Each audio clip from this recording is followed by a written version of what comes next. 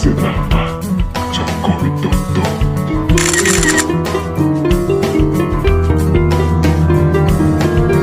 Assalamualaikum warahmatullahi wabarakatuh. Halo semuanya, bagaimana kabar kalian? Semoga sehat-sehat terus ya.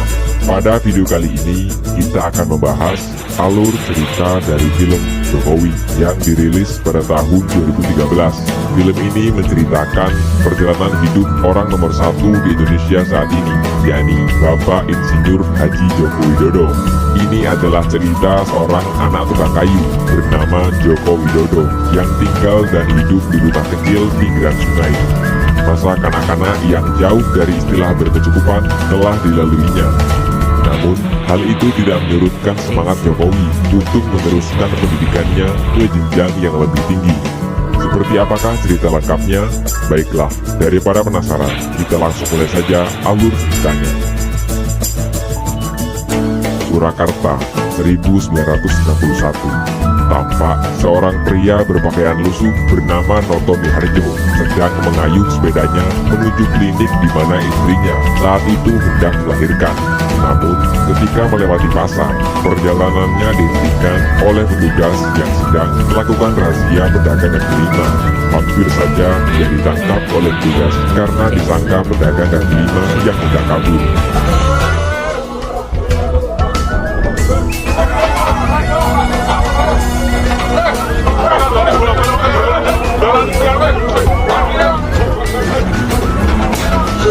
Kamu mau kabur kemana, Pak? Beruntung salah satu petugas bernama Safari kenal dengan Pak Noto, sehingga ia pun diizinkan untuk pergi. Dengan tergopoh-gopoh, akhirnya Pak Noto sampai di klinik.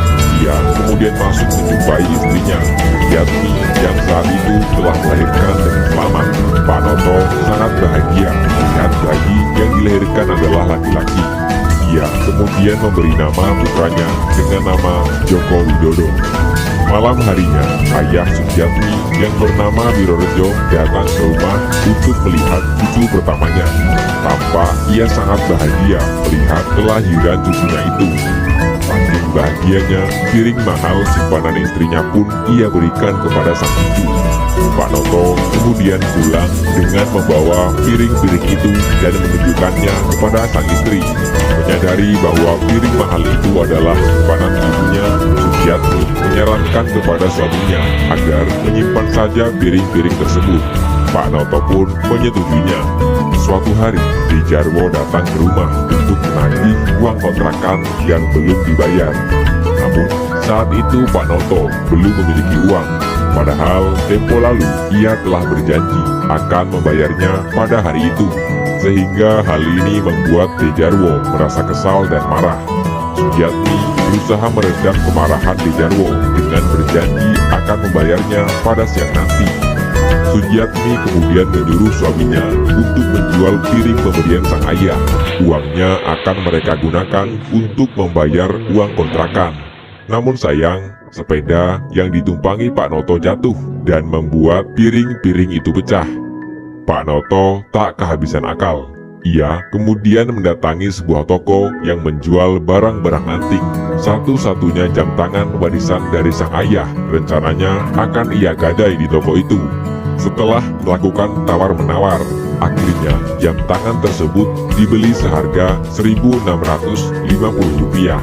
Jumlah tersebut tentu masih kurang bila digunakan untuk melunasi biaya kontrakan, karena yang ia butuhkan kurang lebih Rp5.000. Namun, ia tidak punya pilihan lain. Uang tersebut kemudian segera ia bayarkan kepada Dejarwo, sementara kekurangannya akan segera ia lunasi. Sayangnya, Dejarwo menolak. Rumah kontrakan itu justru akan ia berikan kepada orang lain, sehingga Pak Noto bersama istri dan anaknya terpaksa angkat kaki dari rumah tersebut.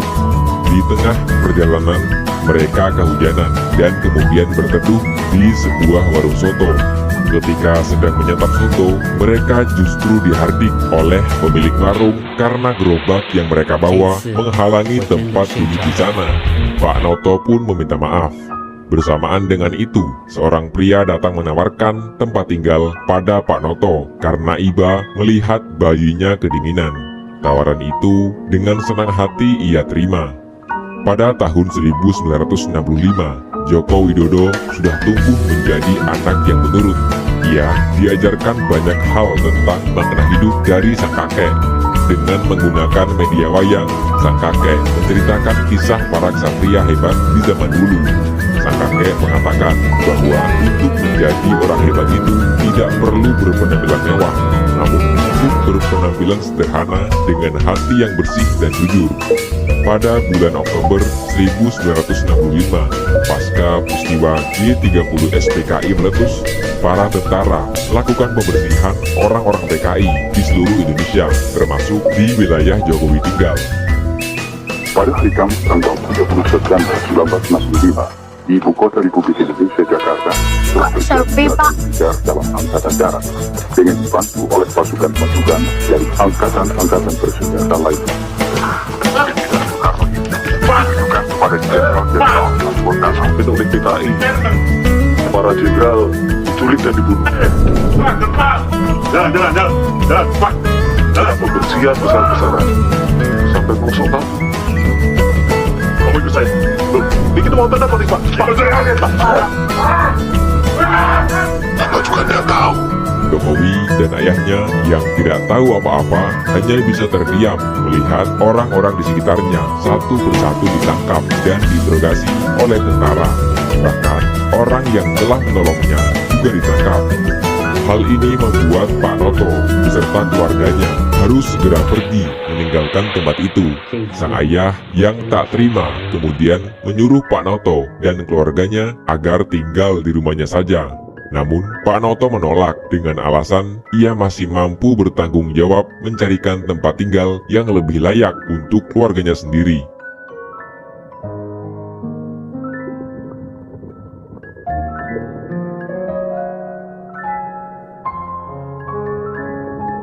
Di bantaran Sungai Kalianyar, akhirnya Pak Noto bersama istri dan anaknya menemukan tempat tinggal yang layak.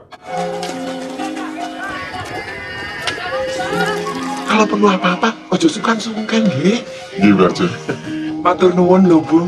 Joko jadi punya teman di sini. Iya. Pada tahun 1973, Jokowi tumbuh menjadi anak yang cerdas dan soleh. Tak hanya itu, kejujuran yang diajarkan oleh sang ayah juga melekat kuat di dalam pribadi seorang Joko Widodo. Suatu hari, di sebuah TPA, Jokowi tanpa sengaja melihat aksi teman-temannya yang membolos. Teman-temannya itu memberi isyarat agar Jokowi diam dan tak melaporkannya kepada Pak Ustadz. Ketika dalam perjalanan pulang, Jokowi dihadang oleh 3 bocah yang tadi membolos. Si bocah gendut lalu memberikan uang kepada Jokowi dan memintanya agar tidak mengadukan aksi bolosnya kepada Pak Ustadz. Namun, Jokowi menolak uang tersebut karena ia diajarkan oleh ayahnya agar jangan pernah menerima uang suap dari siapapun. Si bocah gendut itu terus merayu Jokowi agar mau menerima uang pemberiannya. Namun, Jokowi tetap menolak karena kesal tawarannya selalu ditolak. Si bocah gendut itu kemudian memukul Jokowi dan terjadilah perkelahian. Apa itu? Jangan bilang ke Pak Ustadz kalau kami kabur. Kurang. Maaf, tapi aku tetap nggak bisa nerima. Miskin sombong.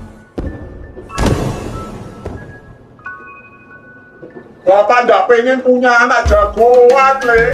Nggak pengen. Bapak cuma pengen punya anak yang digunani bagi orang banyak, Le. Punya martabat. Yang lebih baik dari Bapak miliki.